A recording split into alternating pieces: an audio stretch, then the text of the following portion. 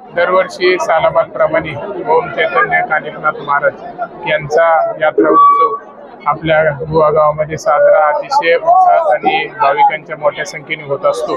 पण यावेळी काही जी आधी प्रवृत्तीच्या लोकांनी ही यात्रा व्हावा नाही, या यात्रेला खंड पाडावा, परत कधीच ही यात्रा आपल्या गावात झाली नाही पाहिजे, अशा प्रकारचा काही लोकांनी प्रयत्न केला।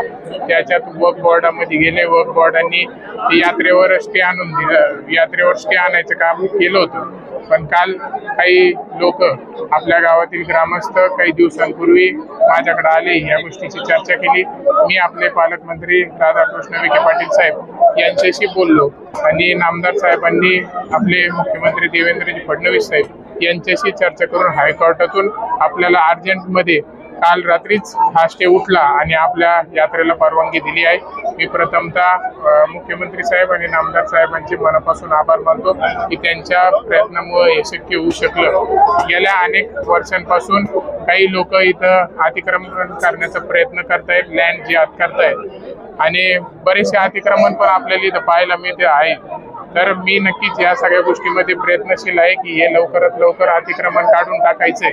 आणि आदरणीय आमदार शिवाजीराव पाटील साहेब यांची इच्छा होती, स्वप्न होतं, 2022ला ते स्वतः येऊन इथं त्यांनी मूर्तीचे प्राणप्रतिष्ठान केलं होतं आणि तेव्हापासून आपला यात्रा अतिशय आनंदामध्ये चालू होतो। भाविक देखील मोठ्या प्रमाणात गावातून आणि तालुक्यातून येतात आणि त्यांची इच्छा होती की भव्य दिव्य असं कानिफनाथांचं मंदिर होतं ना भविष्य, असं आपल्या गोवा गावामध्ये झालं पाहिजे।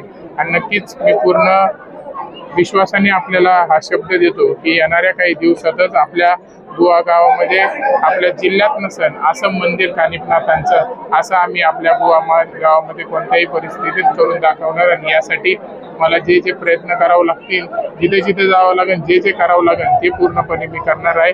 नक्कीच येणाऱ्या दरवर्षी भाविक भक्तांना अतिशय आनंदामध्ये यात्रा उत्सवाचा आनंद घेता येईल, यासाठी पूर्णपणे मी प्रयत्न करणार आहे।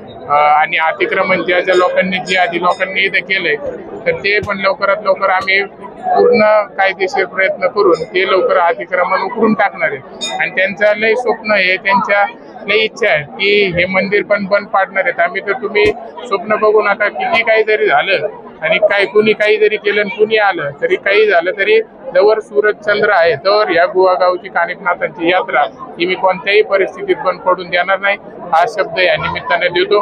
अतिशय उत्साहात आणि आनंदात आजचा कार्यक्रम पार पडलाय। येणाऱ्या कोणत्याच वर्षी आपल्या यात्रेला कधीच खंड नाही पडणार आणि आम्ही पडूनही देणार नाही, एवढंच